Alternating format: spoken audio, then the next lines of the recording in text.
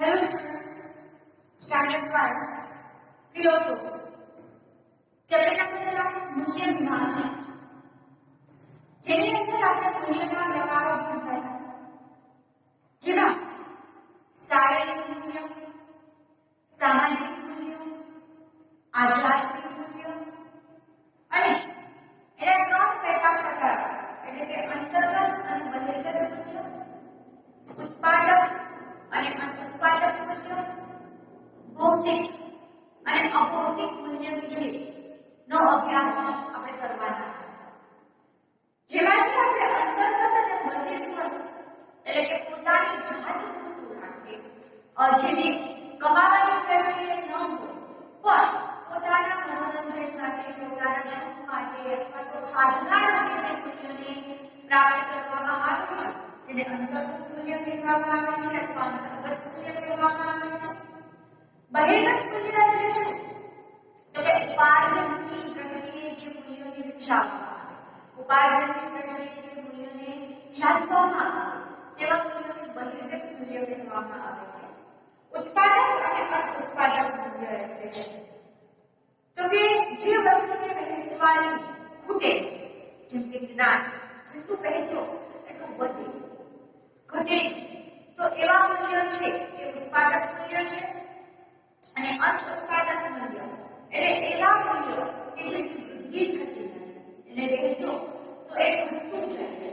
જેમ કે કોઈ પણ પ્રકારના પદાર્થ, રસાયણ, જેમ જેમ એનો વપરાશ થતો જાય એમાં વૃદ્ધિ નથી થતી પણ ઘટાશ આવે છે. તેવા પ્રકારના મૂલ્યને અનુત્પાદક મૂલ્ય કહે છે. આગળ વધીએ આપણે ત્રીજા મૂલ્યની તરફ, જે છે ભૌતિક મૂલ્ય અને અભૌતિક મૂલ્ય. ભૌતિક મૂલ્ય એટલે શું? તો કે ભૌતિક સુખની પ્રાપ્તિમાં જે મદદરૂપ થાય તેને ભૌતિક મૂલ્ય કહેવાય.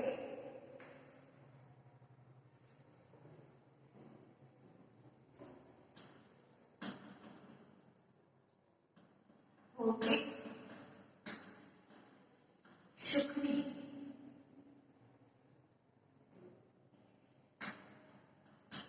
પ્રાપ્તિમાં જે મદદરૂપ થાય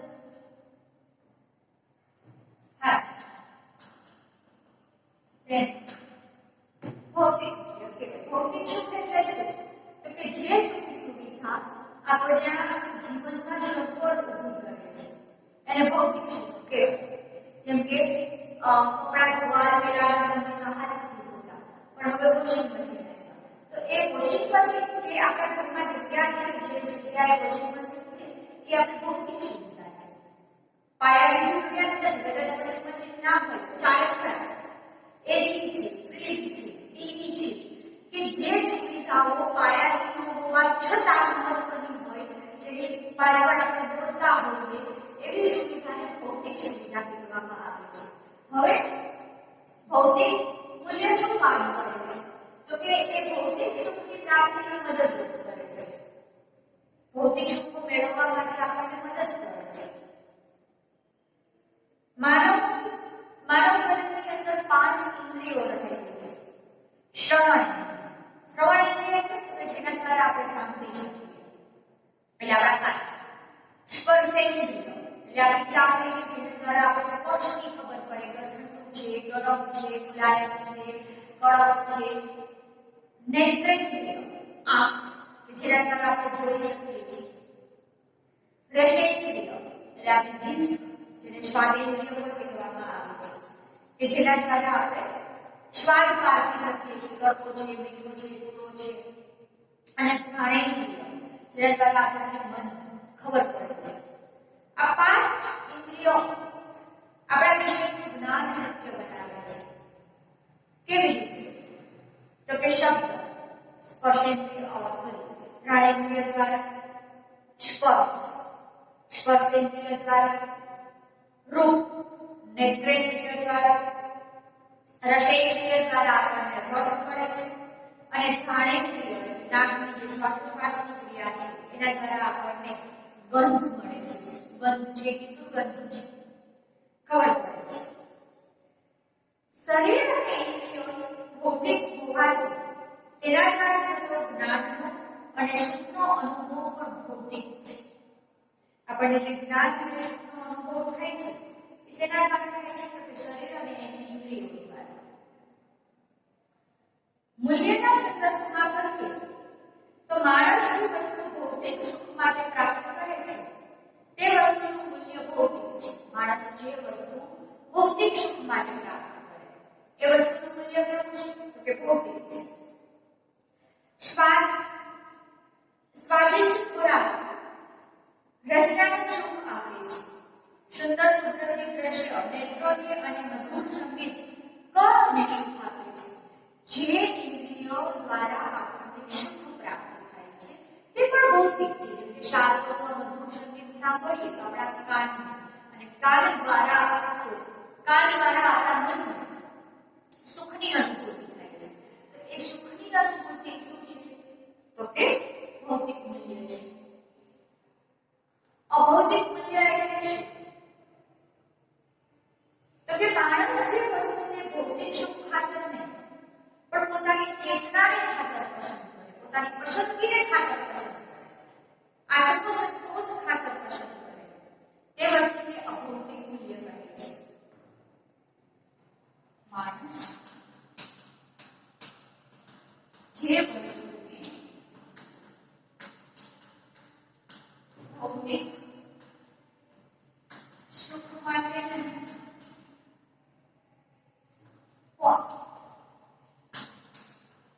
ચેતનાની માટે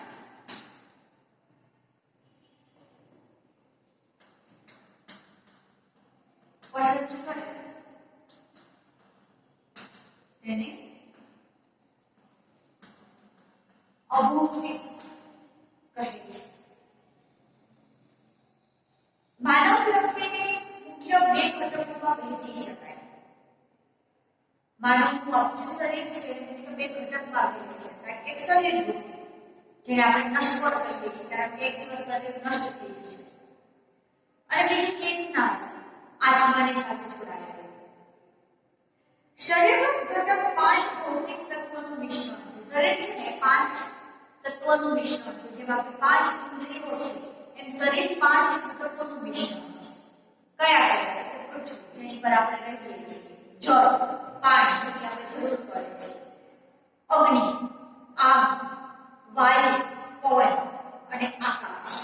આ 5 તત્વોની અંદર પૃથ્વી અથવા તો ભૌતિકતા સમાયેલી છે. આ 5 તત્વોની અંદર બધું જ સમાયેલું છે એવું આપણે કહી શકીએ. ચેતનાનો ઘટક અમિશ્રિત છે.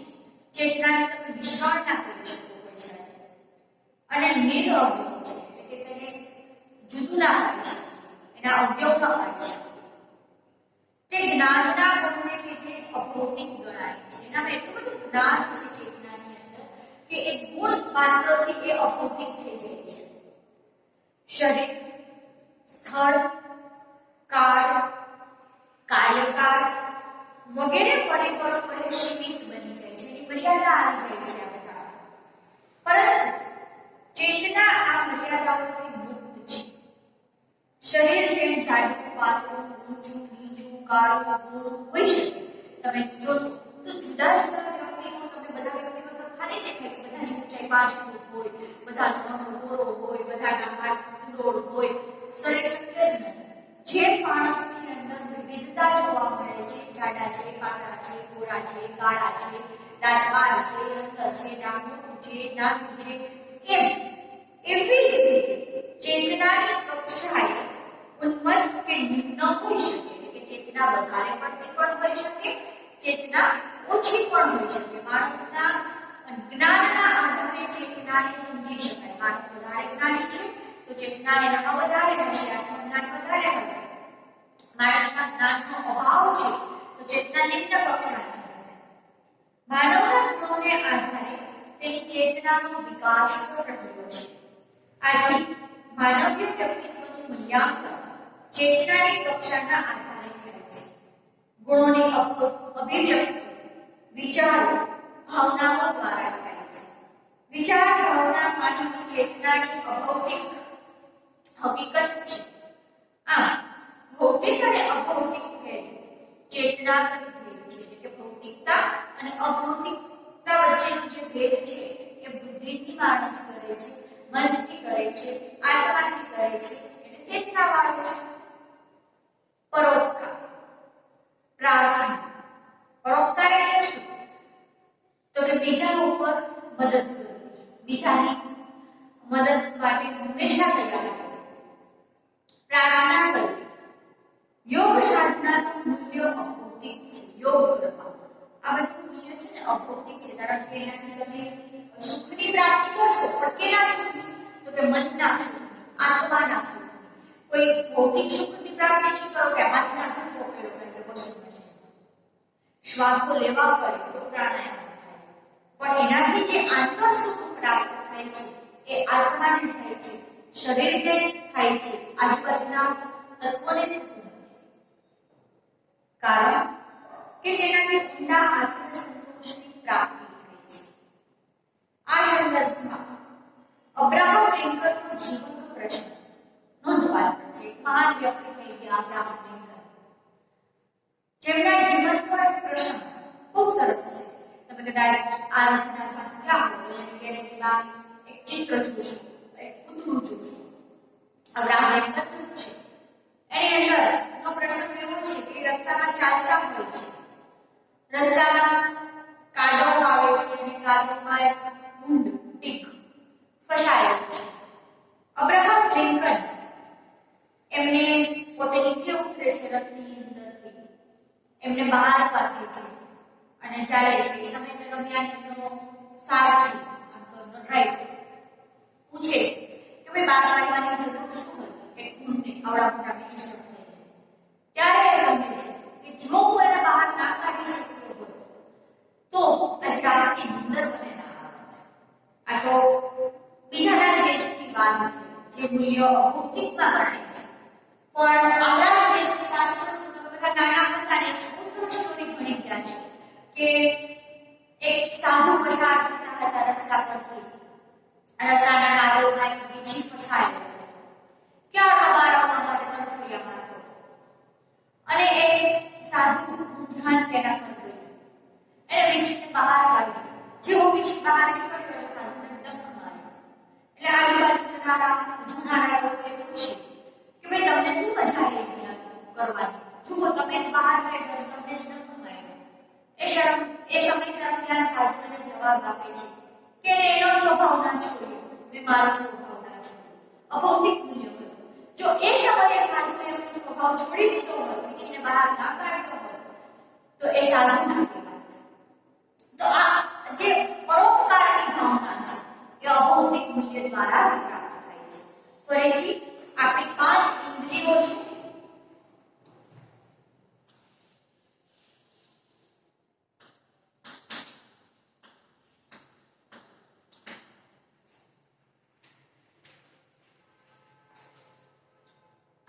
શ્રવણ, સ્પર્શ,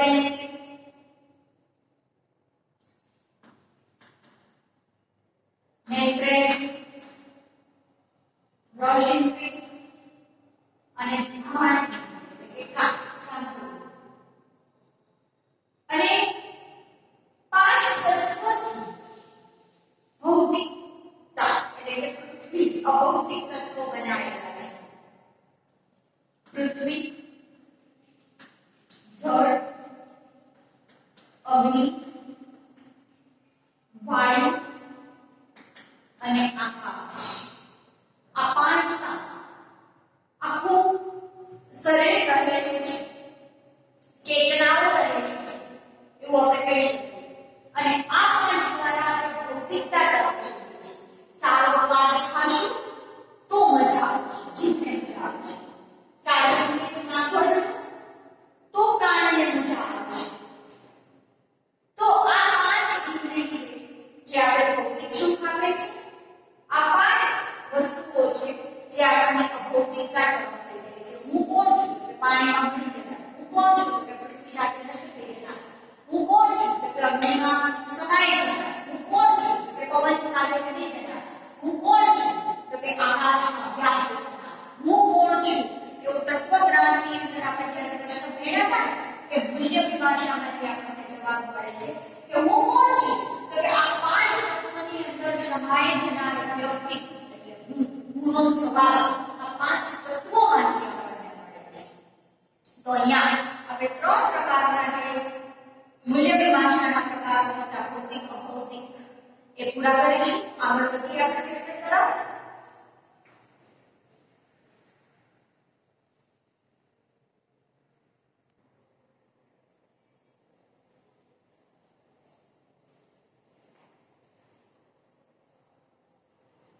ભૌતિક અભૌતિક પછી આગળ વધીએ ચેપ્ટરમાં. મૂલ્ય તરીકે સત્ય, શિવ અને સુંદરનું સ્વરૂપ. સત્ય, શિવ અને સુંદર બહુ સરસ શબ્દ છે. આમ જોવા જઈએ તો ત્રણ પર આખા બ્રહ્માંડની રચના છે એવું આપણે કહી શકીએ. એટલા માટે જ કહેવાનું છે કે સત્ય છે એ જ શિવ છે અને શિવ છે એ જ સુંદર છે. કેવી રીતે?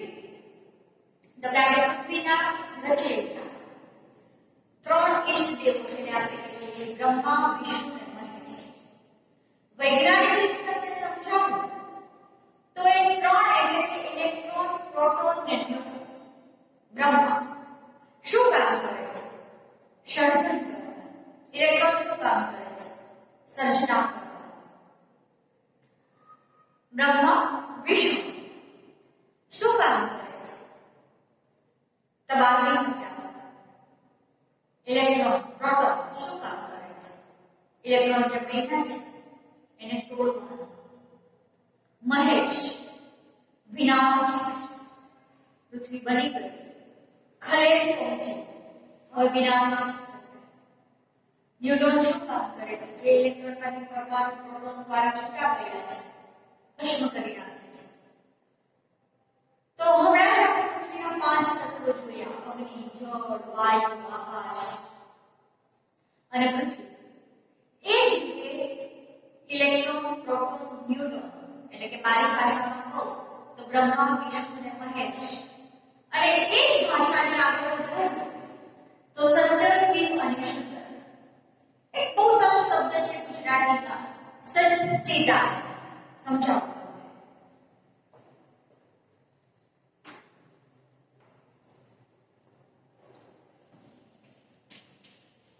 સચ્ચિદાનંદ સત ચિત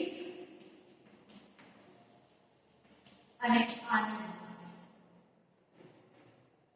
સત્ય છે ત્યાં ચિત્ત એટલે કે મન પ્રફુલ્લિત રહે છે.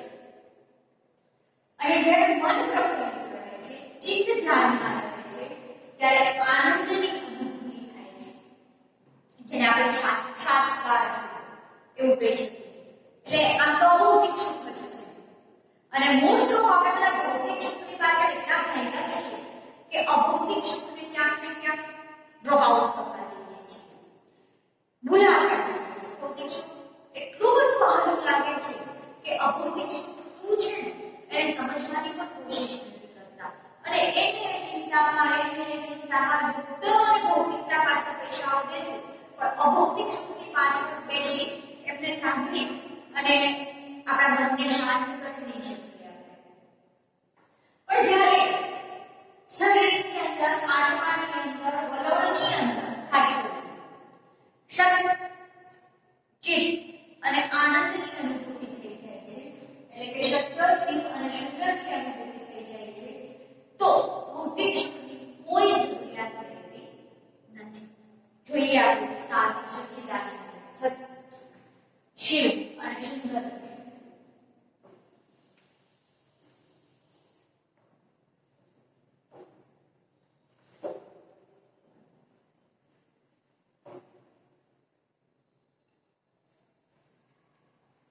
માનવ વ્યક્તિત્વ ત્રણ શક્તિઓ ધરાવે છે.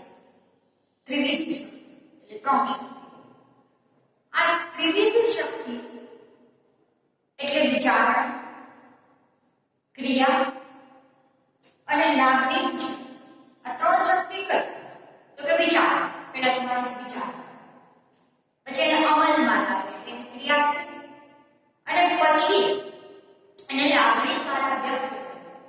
વ્યક્તિગત આ ત્રણ ઉપર માનવ પરિબળ રહેલું છે. વિચારણા, ક્રિયા અને લાગણીની શક્તિ.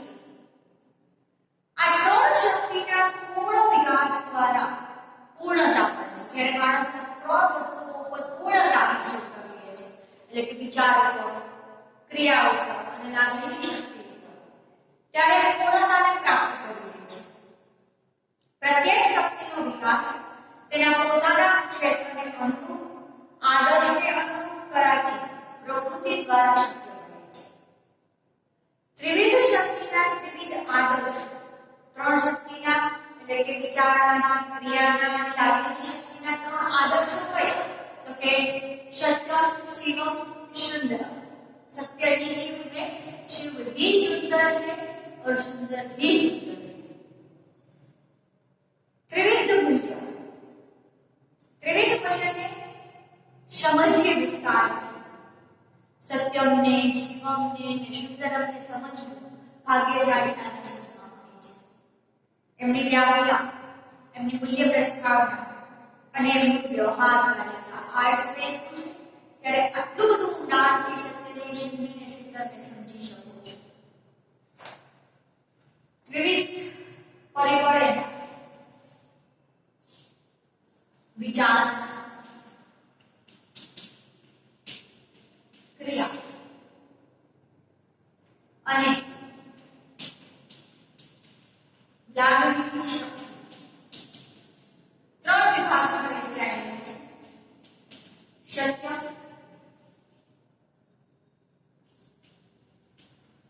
શિવમ,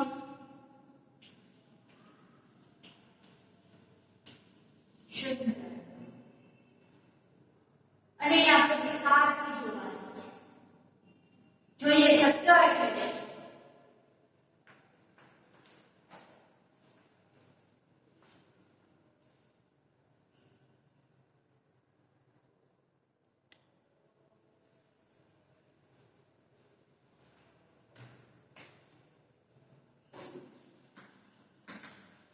સત્ય અને વ્યાખ્યા. સત્ય એટલે કોઈ પણ વિષય કે વસ્તુના યથાર્થ સ્વરૂપ વિશેના જ્ઞાનનું ગુણકરણ.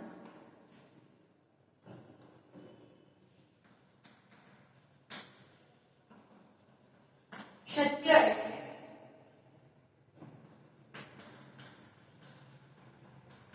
કોઈ પણ વિષય કે વસ્તુના યથાર્થ સ્વરૂપ વિશે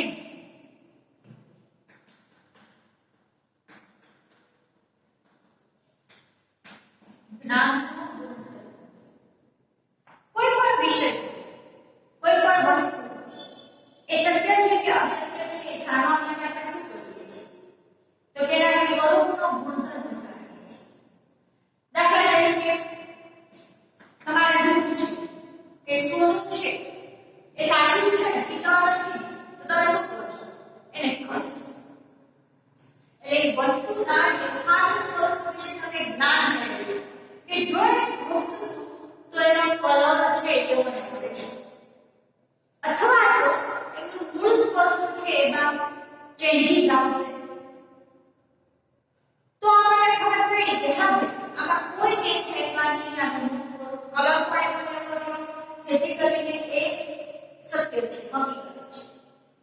એવી જ રીતે આપણે જ્યારે કોઈ વ્યક્તિને સત્ય છે કે નહીં એવું સાબિત કરીએ છીએ, વ્યક્તિ સાચું બોલે છે કે નહીં એવું સાબિત કરીએ છીએ, તો ફેસ ટુ ફેસ આંખના એક્સપ્રેશનથી આપણને ખબર પડે છે કે જો એની આંખ નીચે નમી કે બોલતા સમયે તો એ ખોટું બોલે છે, અધરવાઇઝ એ સત્ય છે.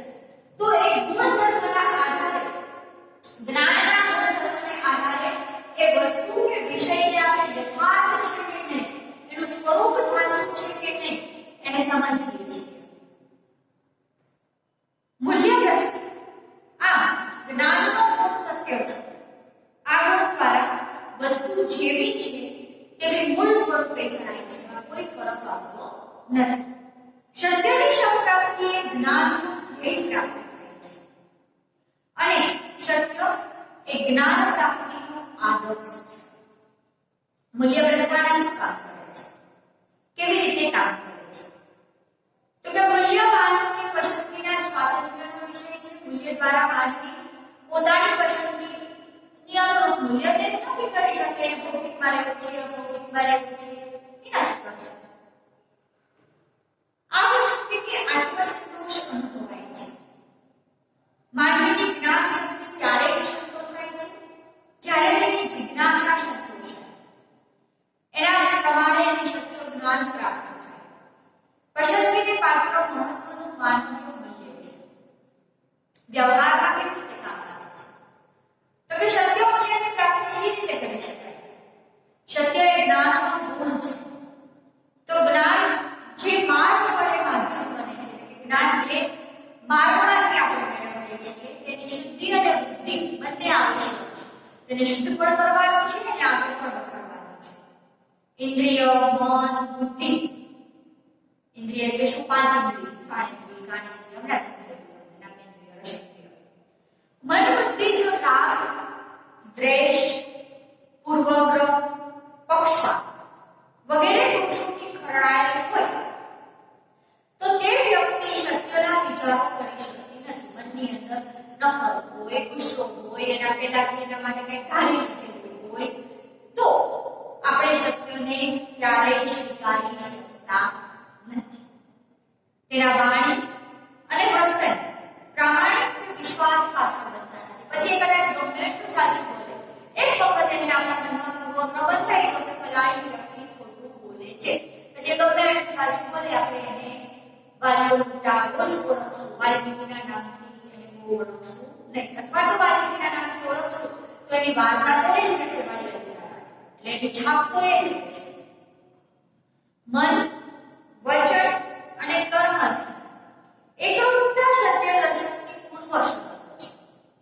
જેવું માનવું તેવું બોલવું. મનથી જેવું વિચારી છે એવું બોલ નાખે.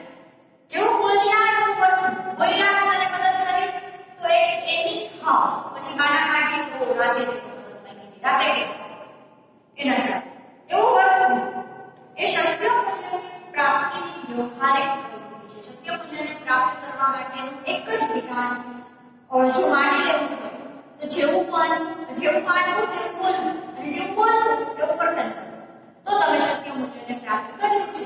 નહીંતર સત્ય મૂલ્યને પ્રાપ્ત કર્યું નથી. જોઈએ આગળ.